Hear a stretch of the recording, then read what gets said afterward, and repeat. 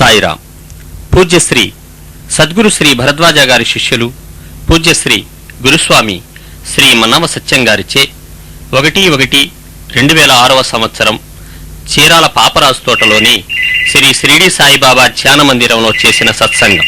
Shri Sainath Maharaj key జై, Bharadwaj Maharaj key జై, గురుదేవ దత్త కీ జై. దిగంబరం భస్మ విలేపితాంగం బోధాత్మకం ముక్తికరం ప్రసన్నం నిర్మానసం శ్యామతనుం భజేహం దత్తాత్రేయం బ్రహ్మ సమాధినిష్టం అనసూయా గర్భరత్నం భోగమోక్ష సుఖప్రదం శ్రీపాదవల్లభ శ్రీ సరస్వతి సదా నింబవృక్షస్య మూలాధివాసా సుధాశ్రావిణం తిక్తమప్యప్రియంతం తరుం కల్పవృక్షాధికం సాధయంతం నమామీశ్వరం సద్గురుం సాయినాథం. నమామీశ్వరం సద్గురుం సాయినాథం. నమామీశ్వరం సద్గురుం సాయినాథం. శ్రీ సాయినాథ మహారాజ్ కీ జై, భరద్వాజ మహారాజ్ కీ జై, గురుదేవ దత్త కీ జై. శ్రీ సాయినాథ మహారాజ్ కీ జై, భరద్వాజ మహారాజ్ కీ జై, గురుదేవ దత్త కీ జై. మన మీద ఆ సద్గురుమూర్తుల కృప సంపూర్ణంగా వర్షిస్తూ ఉంది. అలా ఆ సద్గురుమూర్తులు దయ చూడబట్టే మనం ఇలా మళ్ళీ మళ్ళీ సత్సంగం చేసుకోగలుగుతున్నాం. ఈ రోజున ఆంగ్ల సంవత్సరాది పండగ సందర్భంగా అందరికీ కూడా నూతన సంవత్సర శుభాకాంక్షలు. సాయిరాం. ఈ కొత్త సంవత్సరంలో మనం ఆ పరమాత్మకి, భరద్వాజ్ మాస్టర్ గారికి మరింత దగ్గరై వారి అనుగ్రహాన్ని ఎక్కువగా పొంది వారు ఏదైతే మనం చేయాలని ఆశించారో దాని వైపుకి కొన్ని అడుగులు ముందుకు వేయడానికి వాళ్ళ ఆశీస్సులు ఇమ్మని చెప్పి వాళ్ళని ప్రార్థిస్తున్నాను. సాయినాథ్ మహారాజ్ కీ జై, భరద్వాజ్ మహారాజ్ కీ జై, గురుదేవ దత్త కీ జై. మనం అందరికీ కూడాను గత సంవత్సరం రోజున హ్యాపీ న్యూ ఇయర్ అని చెబుతూ ఉంటాం. కానీ పరమాత్మకి ఏం చెప్పాలి మనం? ఆయనకి హ్యాపీ న్యూ ఇయర్ అని మనం చెబుతామా? ఇచ్చేవాడికి ఆయన మనకి ఇచ్చేది హ్యాపీ న్యూ ఇయర్.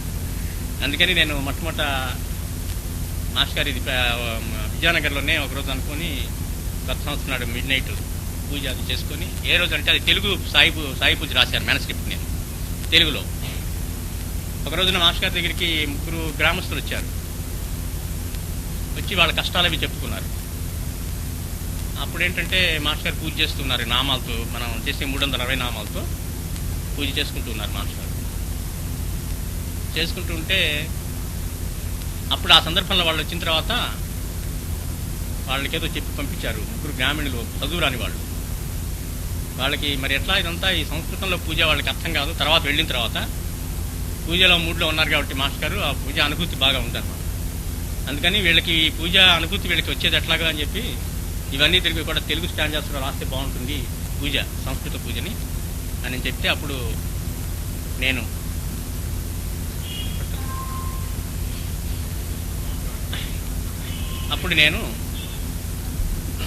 ఏం చేశారా, అప్పుడు మందిరం కొద్దిగా గోడలు లేచి ఉంది బాబా మందిరం అక్కడ. ఇంకా అప్పుడే స్థల పరిశుభ్రం చేసి వెంకటస్వామి బిడ్డ రావటం, కొద్దిగా ఇంకా రంగన్న బాబు గారు రావటం, పూర్ణానంద స్వామి రావటం జరిగింది ఆ స్థలంలో. అక్కడికి వెళ్ళి కూర్చొని పొద్దున్నీ సాయం దాకా అక్కడే ఈ పూజని తెలుగు పూజ పుస్తకం సంస్కృత పూజ తీసుకొని కింద భావం ఉంటుంది కదా, ఆ భావాన్ని మనసులోకి తెచ్చుకోవటం, ఒక స్టాంజా రాయటం. అలా 16 స్టాంజాస్ రాశాను ఒక రోజులోని. ఆ తర్వాత కొద్ది రోజులకైనా ఈ కొత్త సంవత్సరం వచ్చింది. ఆ రోజున మాస్టర్ స్వయంగా తెలుగు పూజతో భర్తాంతో చేశారు ఆ రోజు పూజ. అట్లా మనకి ఆ పూజకి మాస్టర్ అనుగ్రహం లభించిందనమాట. అప్పుడు ఏం చేయాలి? ఆ రోజున మరి బాబాని మనకిచ్చేది ఆయన, మనం ఒకళ్ళొక్కళ్ళు హ్యాపీ న్యూ ఇయర్ అని చెప్పుకుంటాము.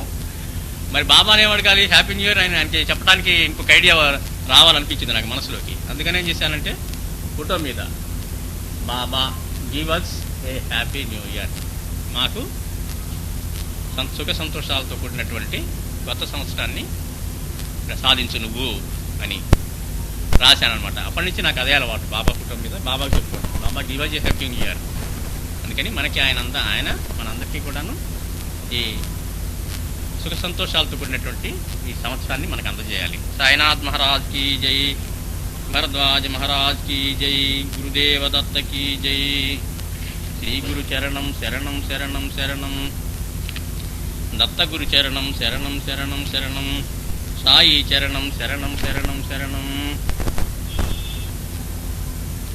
శ్రీ సాయినాథ్ మహారాజ్ కి జై, భరద్వాజ్ మహారాజ్ కి జై, గురుదేవ దత్త కి జై. ఇంతసారి మాస్టర్ గారికి సంబంధించిన దాంట్లో టాపిక్ సగంలో మనం కొద్దిగా ఆపేసాము. ఏంటి ఆ టాపిక్ అంటే, మాస్టర్ గారికి పాకలపాటి గురుగారి దర్శనానికి వెళ్ళినప్పుడు ముందు వాళ్ళ అన్నగారి దగ్గరికి వెళ్తే అప్పుడు ఆయన సత్సంగంలో పాండురంగ మహత్యం పుస్తకం వస్తుంది, తీసి దానిలో నేత అయిన అనేత ఉపాఖ్యానం చేస్తారు, చదువుతారు. అలాగే మళ్ళీ పాకలపాటి గురుగారి దగ్గరికి వెళ్ళినప్పుడు కూడా ఆయన కూడా మధ్యాహ్నం పూట పుస్తకాలు చదివే అలవాటు ఆయన కూడాను. అక్కడ కృష్ణమాచార్య గారి సత్సంగంలోనూ పాండురంగ మహత్యంలో ఆ ఉపాఖ్యానం వచ్చింది. మళ్ళీ ఆయన వచ్చి పాకలపాటి గురుగారి దర్శనానికి వెళ్ళి ఆశ్రమంలో కూర్చున్నప్పుడు మధ్యాహ్నం పూట మళ్ళీ కూడా ఆయన పుస్తకాలు చదువుతుంటాడు. ఆయన కూడా ఈ పాండురంగ మహత్యం పుస్తకమే తీసేది, ఆయన పేజీలు తెచ్చేటప్పటికే మళ్ళీ అదే ఉపాఖ్యానం వచ్చింది. ఆ ఉపాఖ్యానంలో ఏంటంటే, గురువు ఆదేశించినా కానీ వినకుండా, వివాహం చేసుకోకుండా అతను ఏం చేస్తాడంటే తర్వాత ఎంతో మందిని వివాహం చేసుకోవాల్సి వస్తుంది. గురువు మాట వినకుండా ఆయన తపస్సులోకి వెళ్ళిపోయిన తర్వాత కూడా శాపవశాన చాలా మందితో మళ్ళీ సంసారం చేయాల్సి వస్తుంది. అందుకని గురువు ఆజ్ఞని మాస్టర్ గారికి ఏమైందంటే, మాస్టర్ గారు కూడా ఏం చేస్తున్నారు, అప్పుడు వివాహం చేసుకోకూడదు అని నిర్ణయం తీసుకొని నేరుగా సన్యాసాశ్రమంలోకి వెళ్ళాలని, దైవచింతనలో జీవితం గడపాలని అట్లా అనుకుంటున్న సమయం అది. అట్లా ఈ రెండు ఉపాఖ్యానాలు ఒకేసారి వచ్చేటప్పటికే ఇద్దరి దగ్గరను ఇదంతా నాకు సూచనగా ఉండట్టుంది, మహాత్ములంతా కూడా వివాహం చేసుకోమని చెబుతున్నారు, నేనేమో వద్దంటున్నాను, ఇది నాకు సంబంధించిన సూచనలు వస్తున్నాయేమో ఇట్లా అని చెప్పి ఆయన అనుకున్నారనమాట.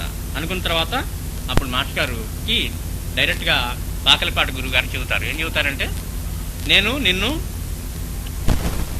నేను సూటిగా అడుగుతారు, నేను చెప్పినట్టు చేస్తావా అని అడుగుతారు పాకలపాటి గురువు గారు మాస్టర్ గారిని. అడిగితే మాస్టర్ గారు ఏం చేస్తారంటే గబుక్కున ఆయనకి సమాధానం చెప్పరు.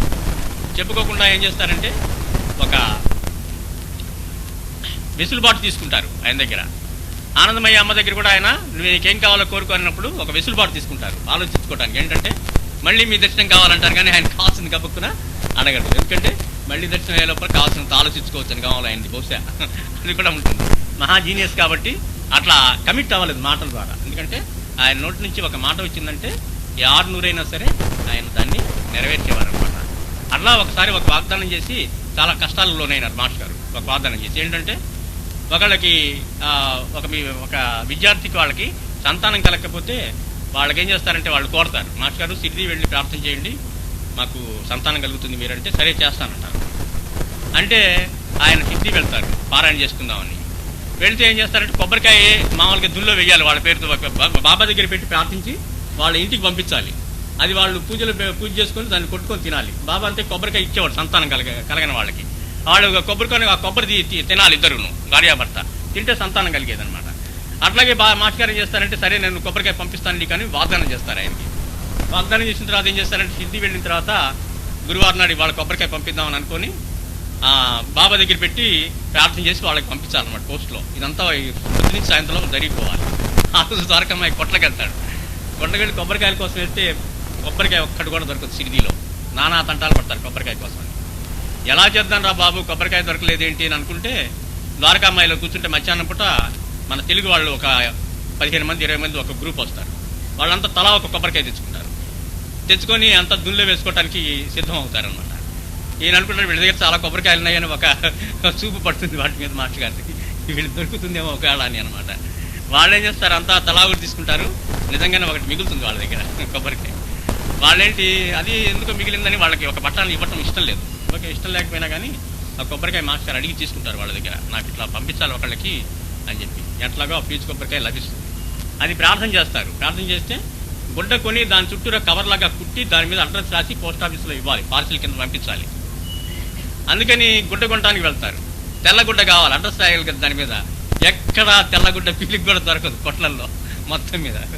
ఎట్లా కొట్టమట్టడానికి ఎవరింటో భక్తుల ఇంట్లోకి వెళ్ళి ఈయన లేకపోతే ఈయన టవలో ఏదో చించుతాడు, తెల్లది కాస్త తెల్లగా ఉన్నది, అట్లా ఏర్పాటు చేసుకుంటాడు గుడ్డ.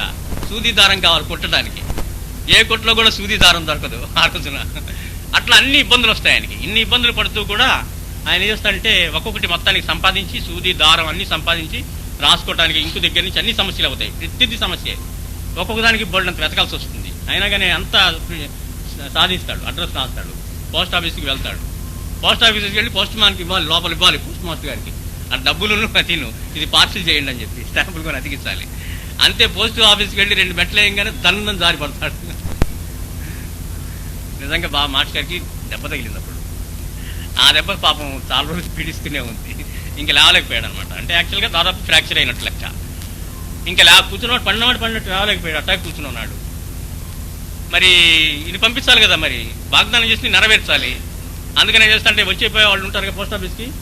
తర్వాత ఒకటి వస్తాడు పోస్ట్ ఆఫీస్కి, బాబు ఇది పోస్ట్ మాస్టర్ గారికి డబ్బులు తీసుకొని దీన్ని పార్సిల్ చేయని చెప్పి ఆ పార్సిల్ అతనికి ఇచ్చారు. వాడు రసీదు తీసుకొచ్చి ఇచ్చాడు పార్సిల్ పంపించిన తర్వాత. ఈయన మాత్రం లేవలేకపోయాడు, అటే కూర్చున్నాడు. వచ్చిపోయే వాళ్ళు చూస్తున్నారు. తర్వాత పొద్దున పూట కదా, ఈయన దాదాపు చాలా టైం ఉంది. ఇంకా మళ్ళీ 4-5 గంటల తర్వాత ఈ మాస్టర్ గారు ఇచ్చాడు కదా పార్సిల్ చేయమని, లోపలికి వెళ్తుంటే అతనే మళ్ళీ అటు పోతూ ఏంటి మీరు ఇంకా ఇక్కడే కూర్చున్నారని చెప్పి అడుగుతాడు.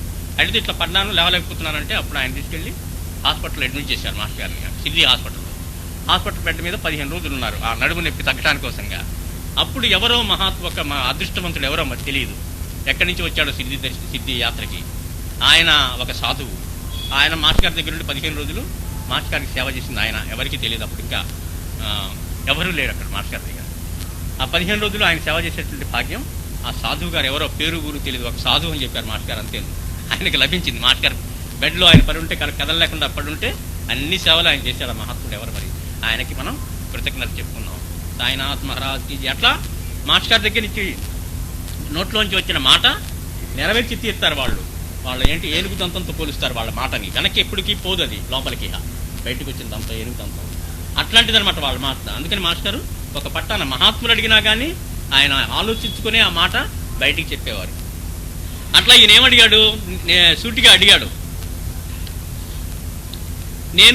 నేను చెప్పినట్టు చేస్తావా అని సూటిగా అడిగారు. అప్పుడు మాస్టర్ గారు ఏంటంటే మహాత్ములు మనం అడిగినప్పుడు మనం అయితే ఖచ్చితంగా చేస్తాను గురువు గారు, మీరు చెప్తే మేము చేయకపోవటం ఏంటి అని చెప్పి ఖచ్చితంగా అంటాం మనం ఆ మాట.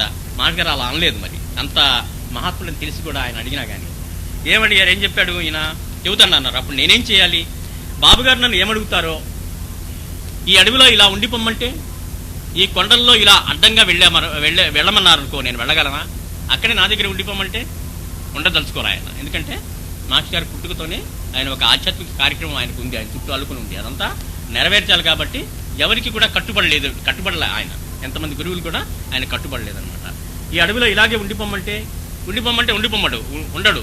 ఎందుకు ఉండడంటే బోల్డంత ఆధ్యాత్మిక కార్యక్రమం ఉంది తర్వాత పని చేయడానికి, అక్కడ ఉంటే కుదరదు అదంతాను అని. మనం ఈ కొండల్లో ఇలా అడ్డంగా వెళ్ళమన్నారనుకో నేను వెళ్ళగలనా అనుకొని, నేను చేయగలిగితే తప్పక చేస్తాను అన్నారు. చేయగలిగింది అయితేనే చేస్తారు. బాబా మాటల్లో కూడా ఉంది, ఎప్పుడైనా సరే ఏదైనా చేస్తానంటే చెయ్యి, సాధ్యమైందే ఒప్పుకోమన్నాడు బాబా కూడాను. అన్నాను. అప్పుడు ఆయన అయితే నీకు పెళ్లి చేసుకో, నీ సాధనకు ఎటువంటి ఆటంకం రాదు, సహకరించే అమ్మాయే దొరుకుతుంది, నీ ఆధ్యాత్మిక పురోగతికి ఎటువంటి ఆటంకం లేకుండా తూచే పూచి నాది అని హామీ ఇచ్చారు. నీకు స్పిరిచువల్ పాత్రలో నీకు ఏ అడ్డంకి రాదు, నేను హామీ అని చెప్పి ఇచ్చిన తర్వాత ఇప్పుడు సెకండ్ థాట్ చేశారు మాస్టర్ గారు. ఆ తర్వాత మాస్టర్ గారు 2 చెప్పారనమాట. ఏంటి, రుణానుబంధం ఎవరు కూడా తప్పించుకోలేరు, అందువల్ల దాన్ని వాయిదా వేసినప్పటికీ మరుజన్మల్లోనైనా సరే మళ్ళీ అది ఆ రుణానుబంధం తీర్చుకోవాల్సిందే, కాబట్టి పెళ్లి చేసుకోమని చెప్పారనమాట. అప్పుడు అంత మటుకు ఆపినప్పుడు మాస్టర్ గారు మళ్ళీ మేము తర్వాత అడుగుతున్నాం, మీరు ఆయన ఆ మాట అనగానే ఎలా నమ్మారు, ఆయన ఇచ్చిన హామీ నిలబెట్టుకోవటం చేత కాకపోతే, తగిన సామర్థ్యం ఆయన లేకపోతే ఇస్తాను నేను హామీ ఇస్తాను అని చెప్పి తర్వాత నాకు ఆ కెపాసిటీ లేకపోతే నేనేం చేస్తాను, చేతులు ఎత్తేస్తాను. తీరా విపత్కర పరిస్థితి వచ్చినప్పుడు అట్లాంటి వ్యక్తులు అయితే తారసపడితే మనం ఏం చేస్తాం, వాళ్ళ వాగ్దానం మనం నమ్ముకొని ఉండడానికి వీల్లేదు. వాళ్ళ కెపాసిటీ మనకి ఎంతో తెలిస్తే తప్పితే మనం నమ్మకానికి వీల్లేదనమాట. వాళ్ళ దగ్గర ఎవరు పడితే వాళ్ళ వాగ్దానం ఇస్తే నీకేం పర్వాలేదంటే మనం అట్లా నమ్మగలుగుతాం, అది నమ్మలేము. వాళ్ళ కెపాసిటీ ఎంతో తెలియాలి. సమర్థుడు మనల్ని ఆదుకోగలుగుతాడు ఇబ్బందికర పరిస్థితుల్లో అని చెప్పి వాళ్ళ సమర్థత మనకు తెలిసినప్పుడే మనం వాళ్ళు ఇచ్చిన హామీకి మనం కట్టుబడి ఉండగలుగుతాం అనమాట. అట్లా మరి ఆయన మాటకు కట్టుబడి ఎలా ఉండగలిగారు మీరు? ఆయన ఇచ్చిన హామీ నిలబెట్టుకోవడం చేత కాకపోతే, తగిన సామర్థ్యం ఆయన లేకపోతే ఆయన మాట విని వివాహం చేసుకున్నారు, తర్వాత సమయానికి ఆయన ఆదుకోలేదు, అప్పుడు ఎట్లా స్పిరిచువల్ పాత్రలు వెనక్కి పడిపోతారుగా. ఒకవేళ మిమ్మల్ని ఇందులోకి దింపడానికి చెప్పి ఉంటే ఆయనపై మీకు అంత నమ్మకం ఎలా కలిగింది అని అడిగాను. మహాత్ముల పట్ల అలా నమ్మకం ఎలా కలిగించుకోవాలి, ఏ కారణాలుగా మనం నమ్మాలి వాళ్ళని చెప్పి తెలుసుకోవడం కోసం నేను అప్పుడు అలా అడిగాను. మాస్టర్ గారు ఎంత నమ్మకం ఎట్లా పెట్టారు ఆయన మీద అని. మాస్టర్ గారు ఇంకా ఇలా చెప్పారు, నమ్మకం కలిగింది, కాకలపాటి గురువు గారి మీద పూర్తి నమ్మకం కలిగింది మాస్టర్ గారికి. ఎందుకు కలిగిందంటే ఆయన మాటలు ఆయన చర్యలు నాకు ఎంతో నమ్మకాన్ని కలిగించాయి. ఒకళ్ళకొకళ్ళ పరస్పరం నమ్మకాన్ని, ఆ చర్యలు ఆ మాటలు ఆ ఇద్దరికి ఉండేటటువంటి పరస్పరమైనటువంటి ప్రేమానుబంధం అవే నమ్మకాన్ని కలిగిస్తాయి అనమాట. ఎందుకంటే ఏం దొరకదు అక్కడ, సమర్థత లేకపోవడం అనేది లేనే లేదు అంటున్నారు. పైగా కాసేపే వాళ్ళు స్పెండ్ చేసింది, ఎక్కువసేపు ఏం స్పెండ్ చేయలేదు. అయినా కానీ వాటిల్లోనూ ఈయన సమర్థుడు, వాగ్దానాన్ని నెరవేర్చుకోగల సమర్థుడు అని చెప్పి మాస్టర్ గారికి నమ్మకం కలిగింది. ఎలా నమ్మకం కలిగిందంటే ఆయన మాటలు ఆయన చర్యలు నాకు ఎంతో నమ్మకాన్ని కలిగించాయి. సమర్థత లేకపోవటం అనేది లేనే లేదు, ఆయనకు సంకల్ప శక్తి ఉంది, ఆయన వాగ్దానం అదంతటా అదే నెరవేరుతుంది. మహాత్ములు ప్రత్యేకంగా ఏం ప్రయత్నం చేయక్కర్లా, ఒక వాగ్దానం ఇచ్చిన తర్వాత దానికోసం ఎంతో కృషి చేసేదంతా ఏం చేయక్కర్లేదు, అవుతుంది అంటే అంతే, అదే మిగతా ప్రకృతే దాన్నంతా నెరవేరుస్తుంది అనమాట. ఆయన వాగ్దానం అదంతటా అదే నెరవేరుతుంది అన్నారు మాస్టర్ గారు. వాగ్దానం అదంతటా అదే నెరవేరుతుందా? అలా జరగటం కూడా సాధ్యపడుతుందంటారా? అది ఎలాంటి స్థితి ఊహించలేం మనం. అందుకని ఎలాంటి స్థితి అయి ఉంటుందని మాస్టర్ గారిని అడిగాను నేను. అదంతా ఎట్లా నెరవేరుతుంది వాగ్దానం? మనం చేయాలి, 10,000 ఇస్తాం బలాంటి టైం కానీ చెప్పి 10,000 సమకూర్చి వాడికి ఇవ్వాలిగా. మనమైతే అట్లా చేయాలి.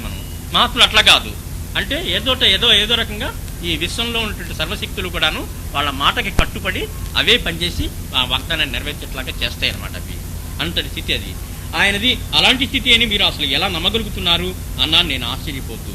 అలాంటి స్థితిని ఊహించడానికి, అర్థం చేసుకోవడానికి ప్రయత్నిస్తూ విశ్వమంతా కూడా ఆయన మాటకు కట్టుబడి ఆయన మాటని నెరవేర్చడానికి సిద్ధమైందంటే ఎలా ఉంటే ఆయన స్థితి అలా జరుగుతుంది అని చెప్పి మనం ఊహ చేసి పైకి మన ఊహకి అందని విషయం అది. ఒక రకంగా చెప్పాలంటే మాస్టర్ గారు చెప్పారు, దైవీ లక్షణాలు, సిద్ధపురుషుల లక్షణాలు ఆయనలో ఎన్నో కనిపించాయి.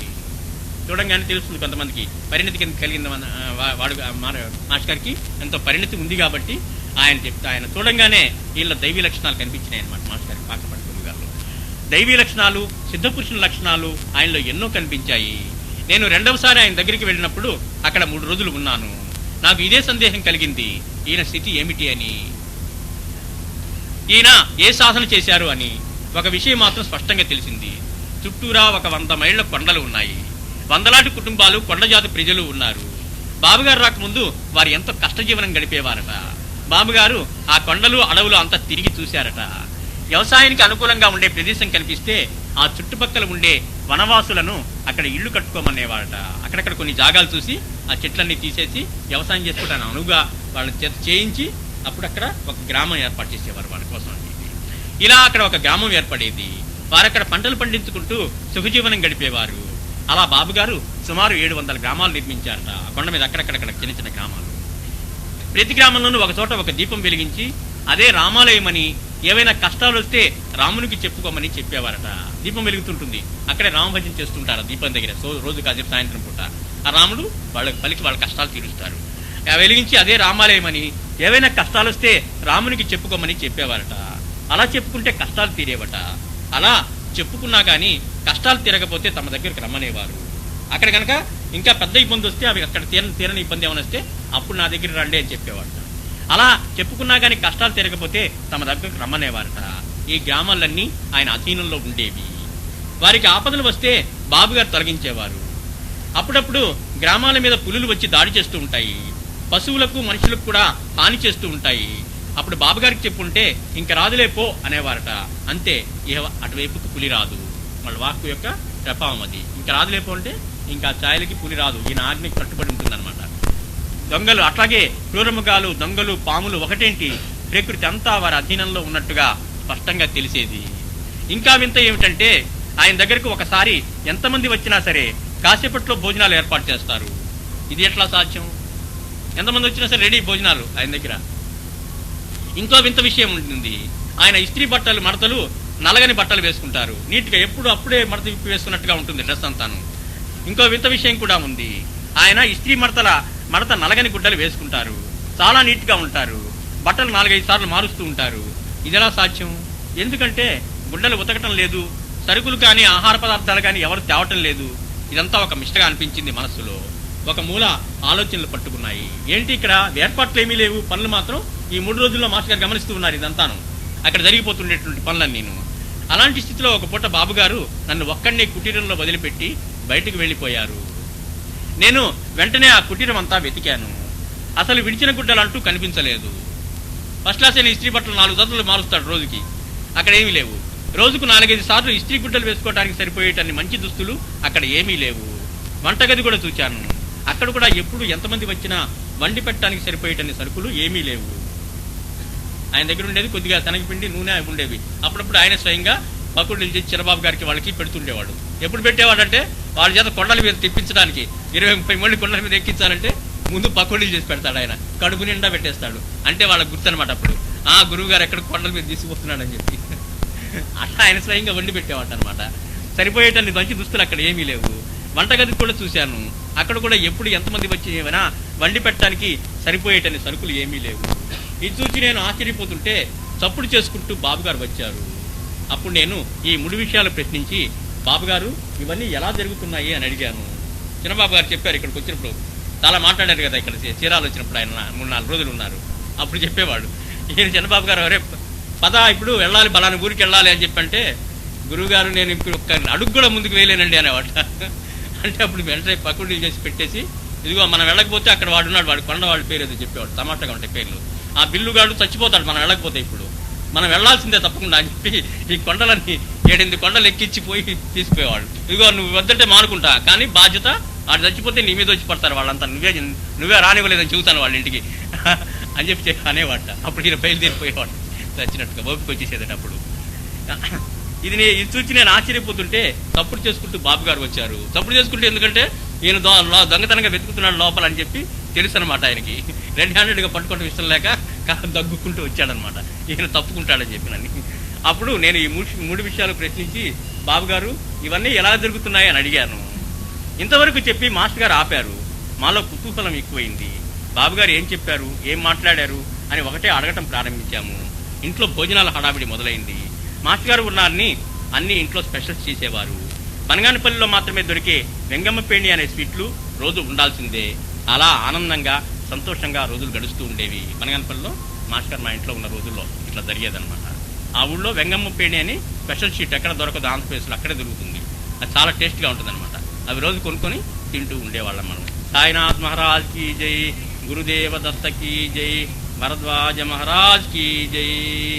ओम साई श्री साई जय जय साई, ओम साई श्री साई जय जय साई, ओम साई श्री साई जय जय साई, ओम साई श्री साई जय जय साई, ओम साई श्री साई जय जय साई. श्री साईनाथ महाराज की जय, भरद्वाज महाराज की जय, गुरुदेव दत्त की जय. श्री गुरु चरणम शरणम शरणम शरणम शरणम, दत्त गुरु चरणम शरणम शरणम, साई शरणम शरणम शरणम. साईनाथ महाराज की जय. शांति दीपम सिद्धि.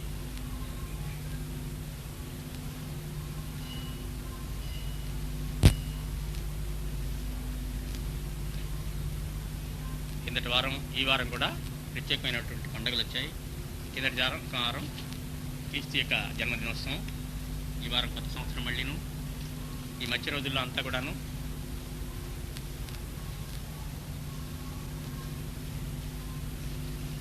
న్యూ ఇయర్ డే అందరికీ గ్రీటింగ్ చెప్పుకోవాలని చెప్పి సమాయత్తం అవడం కోసం అందరం కూడా గ్రీటింగ్ కార్డు తయారు చేసుకోవటం, దాని మీద ఏం రాయాలని చూసుకోవటం, అడ్రస్లు సేకరించుకోవటం, ఈ పనుల్లో అంతా కూడాను అందరికీ శుభాకాంక్షలు తెలపాలి అని చెప్పి ఒక మంచి సంకల్పంతో ఈ వారం అంతా కూడా గడిపాము. మీరంతా కూడా అలాగే గడిపుంటారని చెప్పి అనుకుంటున్నాను. అంత హ్యాపీగా ఉన్నారా ఎవరిబడి? సాయిరామ్.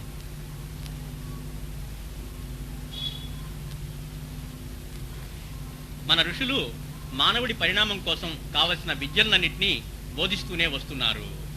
మన దేశం ప్రత్యేకత ఏంటంటే ఋషులు, ఆధ్యాత్మికవేత్తలు, గురుకులాల్లో ఉండే ఋషులు, వాళ్ళంతా ఏంటంటే మనిషి దైవంగా పరిణామం చెందటానికి కోసమే ఈ మానవ జన్మ వచ్చింది. అందుకని దానికి కావాల్సినటువంటి విజ్ఞానాన్ని అందించాలి వీళ్ళకి.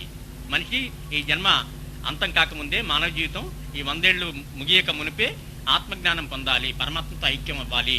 అదొక విద్య, ఆధ్యాత్మిక విద్య. ఆ ఆధ్యాత్మిక విద్యలో ఎలా ముందుకు పోవాలి, పరిణామం ఎలా చేయాలి, ఏం చేస్తే అలా వస్తుంది అనేది ఒక విద్య. ఏంటంటే ఆధ్యాత్మిక విద్య అది. ఆ విద్యను అందించడానికి వాళ్ళు రకరకాల ప్రయత్నాలు చేస్తూనే వచ్చారు, అన్నిటినీ బోధిస్తూనే వచ్చారు ఋషులు. మానవుడి పరిణామం ఎటువైపు అంటే దుఃఖరహిత స్థితి వైపు, అమృతత్వం వైపు, జ్ఞానం వైపు, నిరాకార చైతన్య స్థితి వైపు, ముక్తి వైపు. ఇవి అన్ని పర్యాయ పదాలు. స్థితి అంతా కూడా ఒకటే అన్నమాట. పరమాత్మగా పరిణామం చెందాలి మానవుడు. మానవ జన్మ వచ్చింది ఎందుకంటే ఇది మిగతా అంతా కూడా మనం చేసే లౌకిక జీవితం అంతా కూడాను వృధా చేసుకుంటున్నాము. అందుకనే క్షణక్షణము కూడా ఆత్మవికాసానికి కృషి చేయమని చెప్పి మాస్టర్ గారు చెప్పింది. అందుకు దీన్ని మనం మ్యాక్సిమం ఉపయోగించుకోవాలి ఈ మానవ జన్మని పరమాత్మగా పరిణామం చెందటానికి. ఇన్ని పదాలేమి, పరమాత్మగా పరిణామం చెందాలి మానవుడు. ఇన్ని పదాలేమిటి? అసలు ఎటువైపు పరిణామం అంటే మానవుడు పరమాత్మ అవ్వాలి. అదే అసలు ఉన్న విషయం. ఈ మనిషి జన్మ వచ్చింది అందుకే. అసలు అటువైపే పరిణామం చెందుతూ పోవాలి.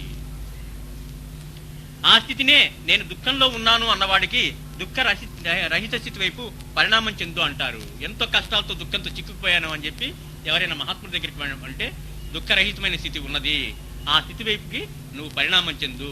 ఇదిగో ఈ మార్గంలో పోతే నీకు ఎప్పుడు కూడా దుఃఖం లేని స్థితి వస్తుంది, దుఃఖరహిత స్థితి నువ్వు పొందుతావు అని చెప్పి చెబుతారు వాళ్ళకి. అట్లా అన్న వాళ్ళకి. నాకు మరణం అంటే భయము అనేవరన్నా అంటే వచ్చారు, మరణ భయం పోగొట్టండి, నాకు ఈ మరణం అంటే భయంగా ఉంది, దీని నుంచి దాటించండి అంటే అమృతత్వం వైపు పరిణామం చెందు అంటారు. ఇవన్నీ పర్యాయ పదాలు. స్థితి ఒకటే, అక్కడికి వెళ్తేనే ఇవన్నీ వచ్చి లభించేది. మరణం తప్పించమంటే మరణం కంటే అతీతమైంది ఉంది మరణం దాటడానికి, అమృతత్వం. అమృతత్వం చెందిన తర్వాత ఇంకా మరణ భయం లేదు. అందుకని అమృతత్వం వైపు పరిణామం చెందు అని చెప్తారు. నేను బంధనాల్లో ఉన్నాను అంటే ముక్తి పొందు అంటారు. సంసార బంధం పట్టి పీడిస్తున్నదయ్యా అంటే ముక్తి పొందు దీని నుంచి అంటారనమాట. ముక్తి అన్నా కానీ ఇదన్నా ఇవన్నీ కూడా అమృతత్వం ఒకటే స్థితి, ఆ పరమాత్మ స్థితి ఇదంతాను. అజ్ఞానంలో కొట్టుకు మిట్టాడుతున్నాను నేను అంటే జ్ఞానివిక అంటారు. ఏంటి అజ్ఞానం? నాకు ఏది తెలియట్లేదు, ఎటుపోవాలో తెలియట్లేదు, అంత అజ్ఞానంలో ఉన్నాను. జ్ఞానం అనే స్థితి ఒకటి ఉంది, పరిపూర్ణ జ్ఞానం. ఆ జ్ఞానం పొందితే ఇంక తర్వాత అజ్ఞానం అనేది మన వైపుకు రాదు అని చెప్తారు. నేను మాయలో ఉన్నాను అంటే ఏంటి మాయ అంటే ఈ సంసారమే పెద్ద మాయ అన్నమాట. ఇదంతాను నొప్పి, ఇవన్నీ మాయలు, బాధ, దుఃఖం, మాయ నిజమే. ఈ కనిపించేదంతా మాయ. మాయ నుంచి విడుదలక సర్వత్రా గల నిరాకార చైతన్యమే నువ్వు.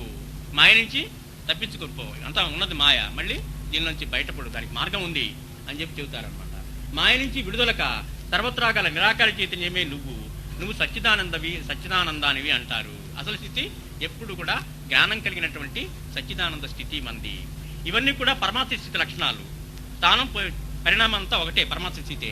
రకరకాలుగా ఏది అడిగితే దానికి సమాధానంగా అలా చెబుతారు స్థితి పేరుని. మానవుడు పరమాత్మ అవ్వాలి, అప్పుడే అతను జ్ఞాని, అప్పుడే అతను ముక్తుడు, అప్పుడే అతడు అమృతుడు, అప్పుడే అతడు చైతన్య స్వరూపుడు. ఇవినా వేరు వేరు పేర్లు. అలా పరిణామం చెందాలంటే మరి మనం ఏమి చేయాలి? ఏం చేయాలంటే ఎన్నో మార్గాలు తిరుగుతూ ఎన్నో బోధలు చేశారు ఋషులు. రకరకాల మార్గాలు, ఎవరి సంస్కారాన్ని బట్టి, ఎవరి యొక్క వెసులుబాటును బట్టి వాళ్ళకి తగిన మార్గాన్ని అందించారు. ఋషులు అంటే పైన చెప్పిన పరిణామ క్రమంలో ఉన్నత స్థానంలో ఉన్నవాళ్ళు. వాళ్ళు కూడా మనలాగానే జీవించి ఉన్నత పరిణామం పూర్తయిన వాళ్ళు, పరిణామం పూర్తయి ఆ శరీరంతోనే అట్లా ఉన్నవాళ్ళు, ఇతరులకి బోధించగలిగిన సమర్థత కలవారు వాళ్ళు ఋషులు. సమస్త కర్మలు పరిత్యాగం చేయాలని, అన్ని కర్మలు దైవానికి అనుసంధానమైనవే చేయాలని, అందుకు ప్రేమ భక్తి మంచి మార్గమని నారద మహర్షి చెప్పారు. వీళ్ళంతా కూడా మహర్షులు. ఒక్కొక్క మహర్షి ఏం చెప్పారంటే, నారద మహర్షి ఏం చెప్పాడు? సమస్త కర్మలు పరిత్యాగం చేయాలని, అన్ని కర్మలు దైవానికి అనుసంధానమైనవే చేయాలని, అందుకు ప్రేమ భక్తి మంచి మార్గమని నారద మహర్షి చెప్పారు. భక్తి సూత్రాల్లో ఆయన చెబుతాడు ఏంటంటే, నా ఆలోచనలకి ముఖ్య కేంద్రంగా నిన్ను చెయ్యి అని చెప్పి బాబా ఎలా అయితే చెప్పారో అలాగే మిగతావన్నీ వదిలేసి ఆ పరమాత్మతోనే ప్రేమ అనుబంధం పెంచుకుంటూ పోవాలి. అదే ఆ ముఖ్య మంచి మార్గం అని చెప్పి నారద మహర్షి వారు చెప్పారు. మూర్ఖంగా ఆలోచించకయ్యా బాబు, పుట్టించేవాడివి చంపేవాడిని కూడా నేనేనయ్యా. కర్మభారం నీ మీద వేసుకోకు, కర్తవ్యం నిర్వహించు, అప్పుడు కర్మఫలం నీకు అంటుకోదు. నీ నిజస్థితి ఎరగటానికి నీవు సాంఖ్యయోగమైన, కర్మయోగమైన, జ్ఞానయోగమైన ఏది ఆచరించినా ఒకటే. ఈ లౌకిక సుఖాలన్నీ అసత్యాలైనయ్యా అంటూ జగద్గురు వాక్యాలను వివరించారు జ్ఞానేశ్వర మహారాజు. ఆయన జ్ఞాని, జ్ఞానేశ్వరుడు. అందుకని ఉన్న విషయం చెప్పాడు. ఈ స్థితి ఏంటి, మన స్థితి ఏంటి, దీన్ని ఎలాగైనా సరే ఏదో మార్గంలో ఇదంతా ఉట్టిదే, కర్మ అంటుకోకుండా చూసుకో, పాత కర్మని తగ్గించుకుంటూ పో, ఇదే మార్గం అని చెప్పి ఆయన చెప్పాడు. జ్ఞానేశ్వర మహారాజ్ చెప్పారు. నువ్వు ఇందులోంచి బయటపడాలంటే ఈ జన్మకు కారణమైన సంకల్పాలను నశింపజేయాలి. జన్మ మళ్ళీ రావడానికి ఏ సంకల్పాలైతే నువ్వు చేస్తున్నావో, భగవంతుడికి దూరంగా చేసేటువంటి సంకల్పాలు చేస్తున్నావు, ఇవి చేయకుండా ఉండాలి అని బోధించారు వశిష్ఠ మహర్షి. నేను ఈ దేహం అనే భావనే అసలైన శత్రువు, అదే మనల్ని పరిణామంలోంచి నిరోధిస్తుంది. దేహబుద్ధి లేకుండా చేసుకో అన్నారు ఏకనాథన్ మహారాజు వారు. ఈ దేహమే నేనంటే ఈ 5 అడుగుల శరీరమే అని ఎప్పుడు అనుకోవద్దు. అలా అనుకోవటం వల్లే నువ్వు పరిణామాన్ని కోల్పోతున్నావు. నువ్వు సర్వత్రా నిండిన చైతన్యమే అని చెప్పి భావం చేసుకుంటూ ఉండు, అప్పుడు నీకు ఆ స్థితి కలుగుతుందన్నారు ఏకనాథ మహారాజు. వైరాగ్యమే అన్నిటికీ శ్రేష్టం, లౌకికమంతా పనికిరానిది అని తెలుసుకో అన్నారు ఆది శంకరాచార్యులు. ఉన్నదేమిటంటే అంత మాయ అని చెప్పిన సిద్ధాంతం, అద్వైత సిద్ధాంతం. ఆయన ఇదంతా పనికిరాంది, ఇది దీనిలో పనికిరాందంతా కూడాను నువ్వు పనికిరాందని నువ్వు వివేచనతో తెలుసుకొని నీకు కావాల్సింది ఏదో దాన్ని ఎంచుకో, అప్పుడు నువ్వు పరిణామం చెందగలుగుతావు అన్నారు ఆది శంకరాచార్యులు. వీరందరి బోధల సారం ఒకటే. ఏంటి? ఒకటే, పంచేంద్రియాలు మనస్సు మనల్ని ప్రలోభ పెట్టి మన నిజస్థితిని దూరం చేస్తున్నాయి. మనకు ఉండేటటువంటి మెషినరీ అది. పంచేంద్రియాలు మనస్సు ఇవి మనల్ని ఎప్పుడు కూడాను భగవంతుడికి దూరంగా లాగుతూ ఉంటాయి. ఆ సంగతి గట్టిగా కనిపెట్టి వీటి వల్ల మనకు హాని జరగకుండా చూసుకోవాలి. అది నిరంతర జాగృతిలో ఉండటమే సాధకుడి జీవితం. ఇట్లా మనం భగవంతుడి దూరంగా చేసేటట్టుగా ఇవి మనం లాగుతున్నాయి, వీటిని నిరోధించుకోవాలి. జీవిత లక్ష్యం ఇది అని చెప్పి మన స్థిరమైన నిర్ణయం తీసుకున్నాం. కాబట్టి ఆ లక్ష్యానికి అనుగుణంగా ఆ జీవిత లక్ష్యం ఏంటంటే మన సాంప్రదాయంలో ముఖ్య కేంద్రంగా బాబాని ఎంచుకోవటం. నీ ఆలోచనలకు ముఖ్య కేంద్రంగా నన్ను చెయ్యి అని చెప్పి బాబా చెప్పాడు. కాబట్టి ఆ ఆలోచనలే, బాబా చుట్టూ ఉండే ఆలోచనలే మనం చేస్తూ ఉండాలి, మన ఇంద్రియాలతోనూ మనసుతోనూ. దానికి దూరంగా వెళ్తే మనం వివేకంతో ఇట్లా మనం పక్కకి పోతున్నాం, మళ్ళీ సరి చేసుకుంటూ రావాలన్నమాట. అలాంటి జీవితాలు నిరంతర జాగృతిలో ఉండటమే సాధకుడి జీవితము. అట్లాంటి సాధకుడి జీవితం మనకు కావాలి. ఏంటి? నిరంతర జాగృతి, మనసును ఇంద్రియాలు పక్కకు పోకుండా బాబా వైపు వాటిని ఏదో రకంగా మళ్లించుకుంటూ ఉండాలి. పూజో, పారాయణో, జపమో, ధ్యానమో, ఆహారం వండేటప్పుడు నైవేద్యంగా వండటం, ఇవన్నీ మొత్తానికి ముఖ్య కేంద్రంగా ఆయన్ని చేసుకోవాలి బాబాని. అప్పుడు మనకి అది సాధకుడి జీవితం. అలాంటి జీవితాలు ఏ కొద్ది మందిలోనో కనిపిస్తాయి మనకు. అట్లా నిరంతరం బాబా చుట్టూనే అల్లుకునేటువంటి జీవితాలు, మాస్టర్ గారి జీవితం, మహాసపత్ గారి జీవితం, ఇట్లాంటి జీవితాలు మనకు అద్భుతమైన జీవితాలు మనకు కనిపిస్తాయి. ఆ పరమాత్మ సాయి సన్నిధిలో పైన చెప్పిన లాంటి సాధక జీవితం గడిపిన వారు బహు అరుదు. ఇంతమంది భక్తులు బాబా దగ్గర ఆయన సేవించినప్పటికీ నిజంగా 24 గంటలు మొత్తం జీవితం అంతా కూడాను మా బాబాను ముఖ్య కేంద్రంగా తీసుకుని ఆయన చుట్టూ సాధకులుగా జరిపిన వాళ్ళు కొద్దిమంది మనకు కనిపిస్తారు, బహు అరుదు. అలాంటి అరుదైన బంధువు అబ్దుల్ బాబా. అబ్దుల్ బాబా అట్లా జీవించిన వాడు. ఎట్లా జీవించిన వాడు అంటే బాబాని ముఖ్య కేంద్రంగా చేసుకుని ఆయన చుట్టూనే ఆయన జీవితం అంతా కూడాను అల్లుకునేట్టుగా చేసుకున్నాడు ఆయన అబ్దుల్ బాబా గారు.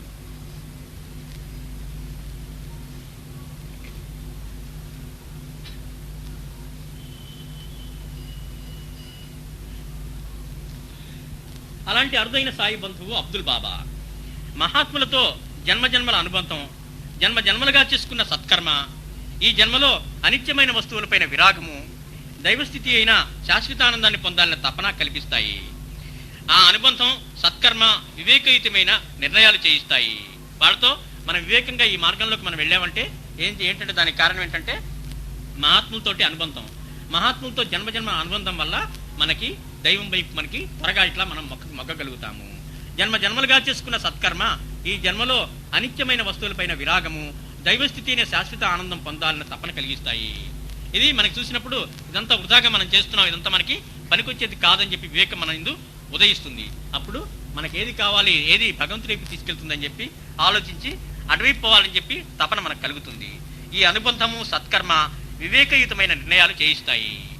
ఈ అనుబంధం వల్ల మహాత్ములతో ఎప్పుడో కలిగినట్టు అనుబంధం వల్ల మన నిర్ణయాలు వివేకవంతంగా ఉంటాయి.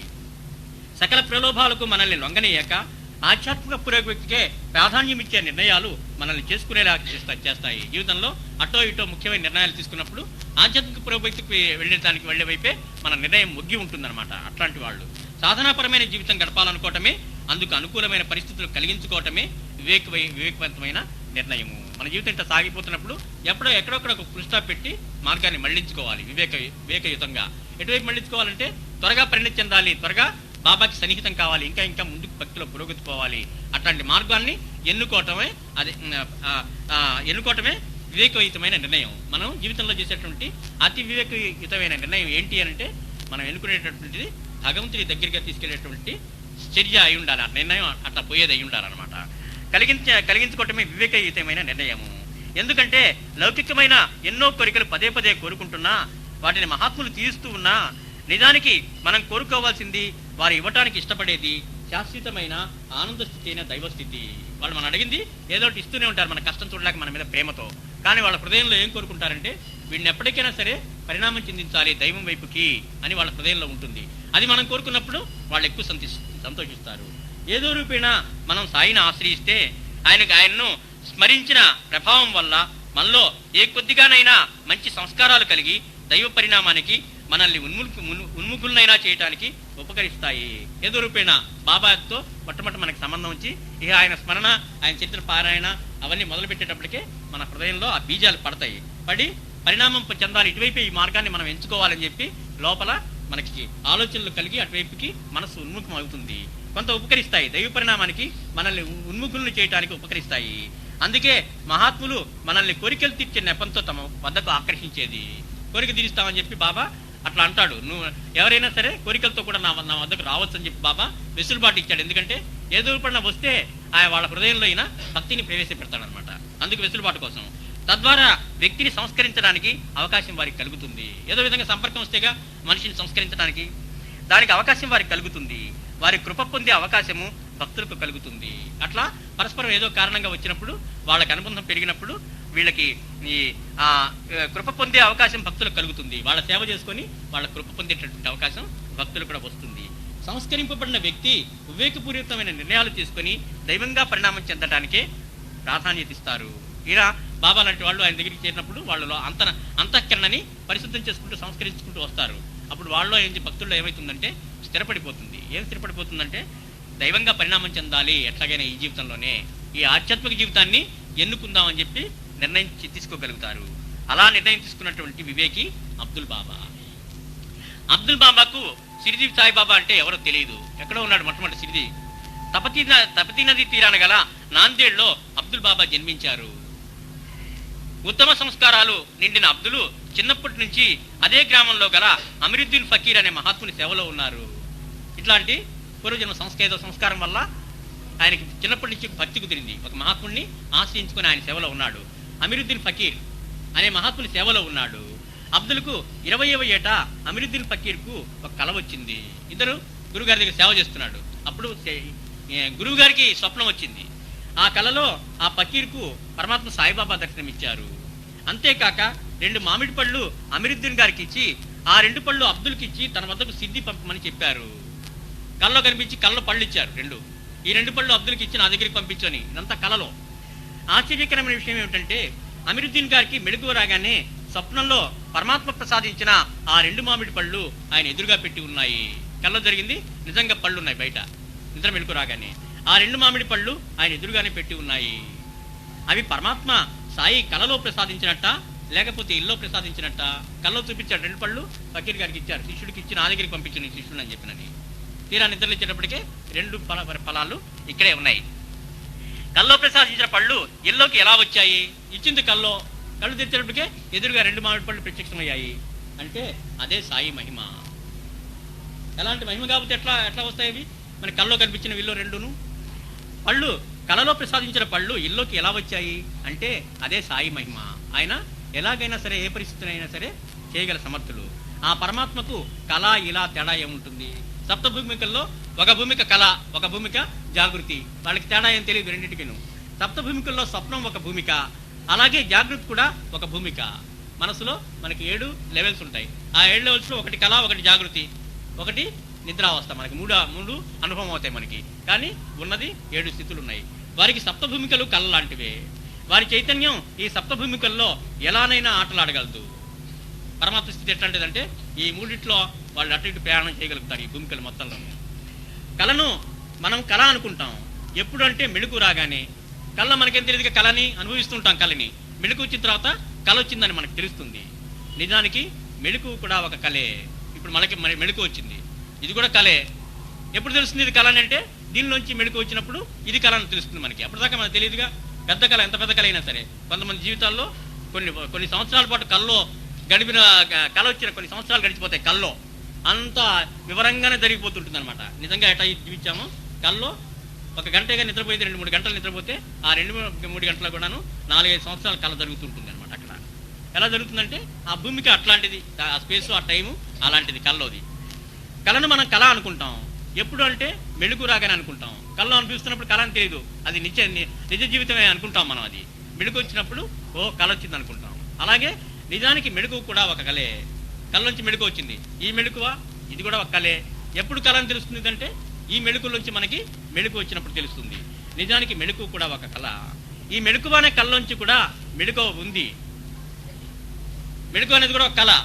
ఈ కళ నుంచి కూడా మెళుకు ఉంది. కళకు మెళుకు ఉన్నట్టుగా అదే ముక్తి. ఈ జాగృతిలోంచి మనకి మెళుకు వస్తే అది తురియాతి స్థితి, 4 స్థితులకు అతీతమైన స్థితికి మనం వెళ్తాం అనమాట. అదే ముక్తి. మనకు ముక్తి అని మెళుకు వస్తే ఇప్పటి మెళుకువ ఒక కళ అని మనకు తెలుస్తుంది. ముక్తి పొందిన పరమాత్మకు తెలుస్తుంది ఈ జాగృతి కూడా ఒక కళ అని. ఈ అవస్థలో కూడా పరమాత్మ సాయిబాబా సిద్ధిలో నివసించడం మనం కూడా ఈ మెళుకువలోంచి మళ్ళీ మేలుకోవాలి. మళ్ళీ ఈ కళలోంచి, ఈ జాగృతి అనేటటువంటి కళలోంచి మనం మేలుకోవాలి. కొంతమందికి కళ్ళలో కళ వస్తుంటుంది, చాలా మందికి పారాయణ చేసే వాళ్ళకి కళ్ళలో కళ వచ్చి మళ్ళీ మెళుకు వస్తుంటుంది. మూడు లెవెల్స్ తెలుస్తుంటాయి మనకి. ఎప్పుడన్నా రేరుగా వస్తుంది కళ్ళలో కళ రావటం, ఆ కళ్ళలోనే కళ వస్తుంది మళ్ళీ. అట్లా చాలా మందికి మనలో వచ్చే ఉంటుంది అనమాట. పరమాత్మ సాయిబాబా తిరిదిలో నివసిస్తున్నప్పుడు నాగపూర్లో తాజుద్దీన్ బాబా అనే మహాత్ములు నివసించారు. వారు కూడా సాయి అంతని మహిమాన్వితులు.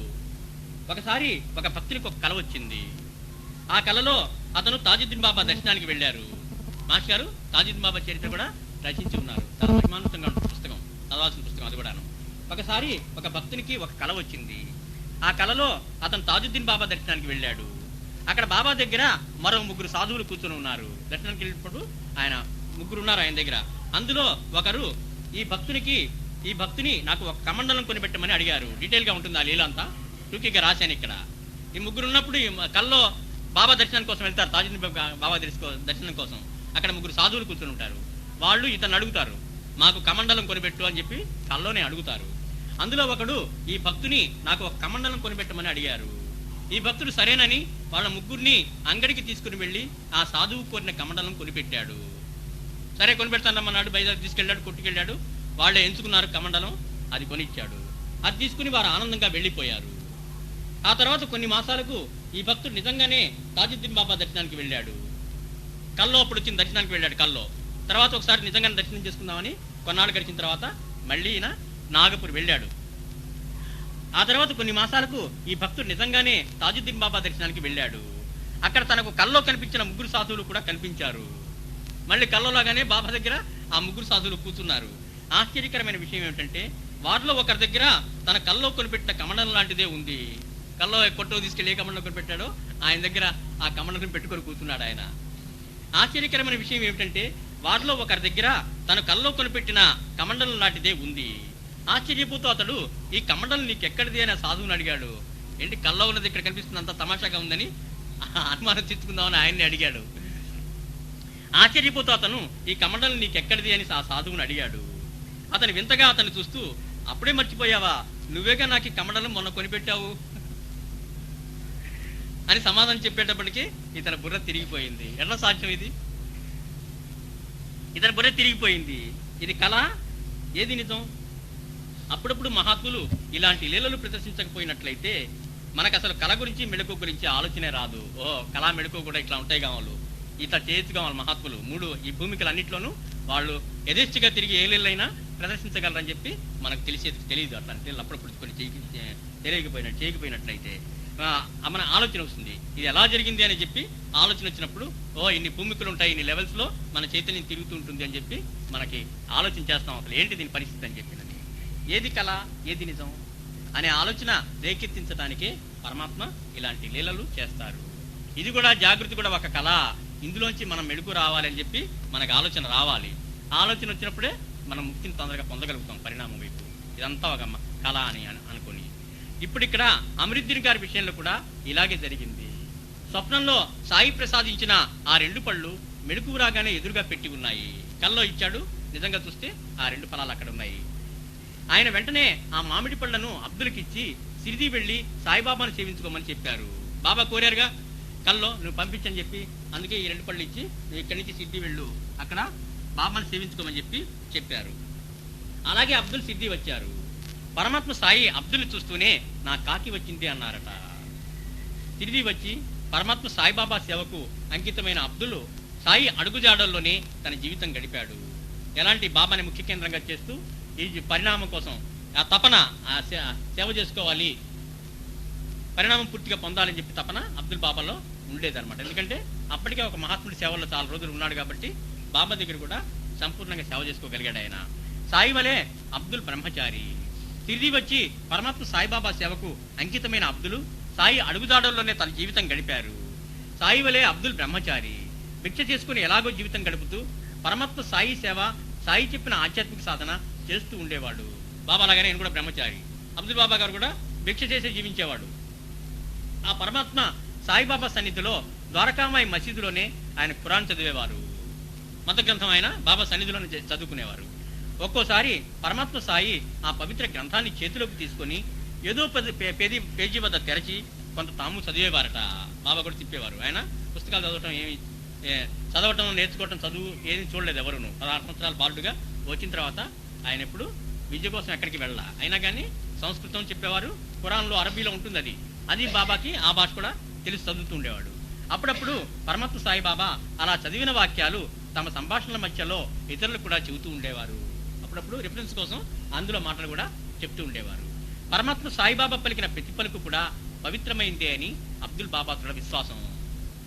సాక్షాత్తు దైవమే అవతరించి మానవ రూపంలో వచ్చినప్పుడు ఆయన నోట్లోంచి వచ్చిన ప్రతి మాట కూడా చాలా పవిత్రమైంది అని చెప్పి నమ్మేవాడు అబ్దుల్ గారు.